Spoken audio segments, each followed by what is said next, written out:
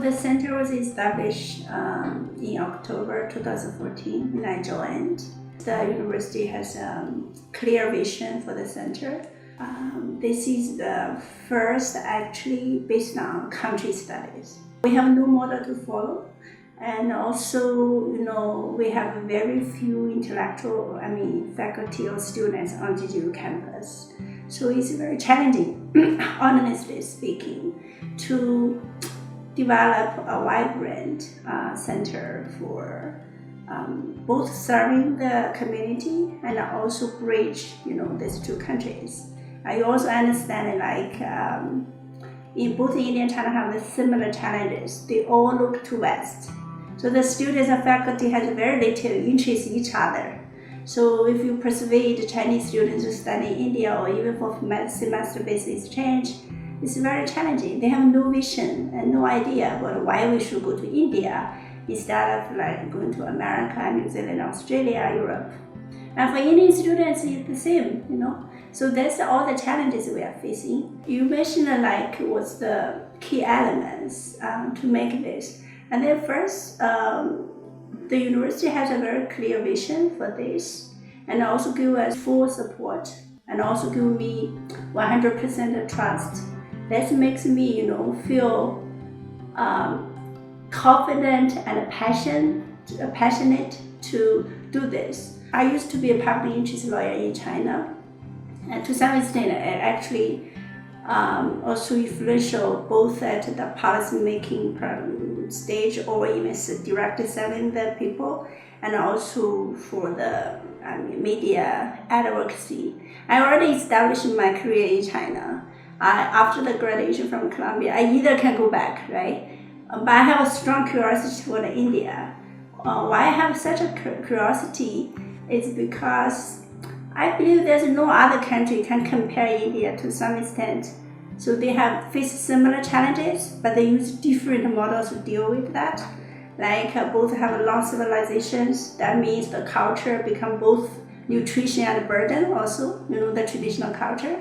And they have the similar size of population. No other Western have such a kind of population size, A population over 1 billion means a lot, both for your governance model, development model, and other challenges, So I think these have similar challenges, but in terms of political modernization, they have different models. So, China used this kind of a socialism, party-state model. India actually borrowing the most advanced liberal democracy system into their constitution. So how these two models, make them two approaches address the similar challenge. So how can they learn from each other? That's my curiosity. So institutionally, I get a full support and trust. And also personally, I have a strong interest to do this, despite what kind of challenge before me. And third, I think we also have a good community, At the very beginning, all the faculty affiliated with this, they only contribute their, in addition to their teaching, research, this is additional, time-consuming contribution. Now we have kind of affiliated fellows, research fellows from different, all 8 schools. We cover all 8 schools, and also from Zhengzhou Institute of Behavioral Sciences. So it's pretty good cover all this. We have this clear consciousness to build this multidisciplinary platform. So I think the third is we have some young scholars have the passion and would like to contribute their spare time for this institutional building. And of course, we also have some students, have the passion to engage with the center, student volunteers, and that's also important because we not just bridge the faculty. Students are also very important, or consumers if you use that. So we want to facilitate the dialogue of the young generation to have a new imagination for Indian-China relationship. So I think all these factors, contribute to the institutional building. Of course, at the initial stage, it's very challenging. We even kind of a little bit blind. We don't know where to go. There's no role model to follow. But I think today we have make our own imprint in this direction. This is the first center based on country studies.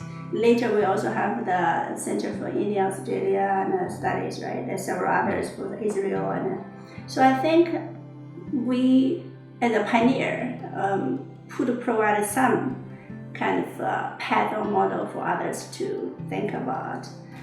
The other is, I think the relationship between India and China will define this kind of future of Asia. We know what's the weakness, in this global relationship or what's that compared to studies. We have identified that, and we have also contributed, through the institutional efforts.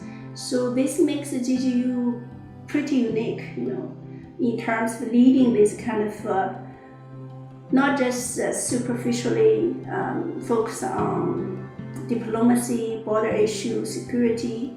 We want to understand the domestic governance and also what's the challenges facing each context and how they have addressed this. How can we learn from each other, and how can we empower the young people to think in a more creative way? This center, we have so many regular platforms like Indian-China Long Talk, Indian-China Seminar, Indian-China Forum, and also this kind of immersion program, culture exchange. So that's also serve this enrich the community's life and expand the horizon of the students for the new imagination of the world. Not just too much focus, on the. Of course, it's important to understand Western, but it's also even more important to understand the neighbors beyond South Asia, and also to understand, how other big developing countries have developed. Many of our research have been mentioned the first time this kind of, like the publication I mentioned, the economic development, national innovation, IP law. It's also first kind of this book.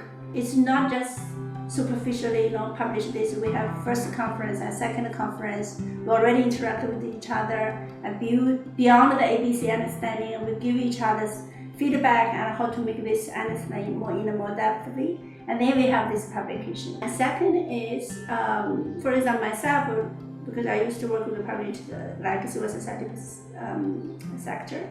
I recently also researched on how India and China regulate the foreign NGOs in each context. Almost a similar time, both Western media, each domestic media focus on this, and then it's also giving me the curiosity. So how, because both countries have different systems, right? So how they address this? It seems a similar strategy, almost a similar time. But what's the logic behind this? So I have the public, I have done this research on the comparative analysis of the India and China regulator for NGOs in each context and how to understand the logic behind this. So far, I think I have never heard others have done this. Also, it seems there are several after publications or journals also series. This is a very inspiring research. Even though it's kind of it's not that, even it's worth a book, but it's just a paper. But I think it shows in this field, the comparative studies for India and China is so little, especially contextualized based. So we need more scholars to contribute to this field. Another Professor Huang Yunhong, who just recently joined us as another Chinese faculty, he also picked up one city in China and one city in Gujarat, to compare how land issues, how they deal with the land rights in each context. So it's also very direct, in-depth comparative studies. So we encourage this kind of research. Many of this, most of all this research are first time. But I think not even the voice, the stage is a baby stage. But I believe we have more, if more scholars contribute, then we will build a very strong research community for this contextualized, nuance-based, research.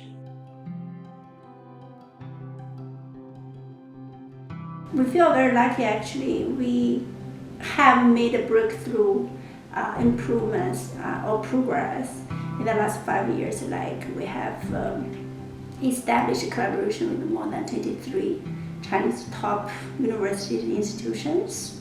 And we also have facilitated the students from like law school or School of International Affairs to have an exchange or study in China. So we have a kind of ambitious vision. We want to be the most kind of well-respected think tank for comparative studies. And second, we also want to build a more kind of most inclusive research platform, not just from India and China, but all disciplinaries, right? And also cross sectors. So from practitioners, policymakers, media, and other civil society stakeholders, academia, so all together. So we want to have a most dynamic and also pragmatic, this kind of inclusive research institute or think tank for the knowledge production, knowledge sharing. And the third is we want to be the most transformative platform for the youth of both countries, especially from both India and China, to have first to have more kind of new imagination toward the India-China relationship.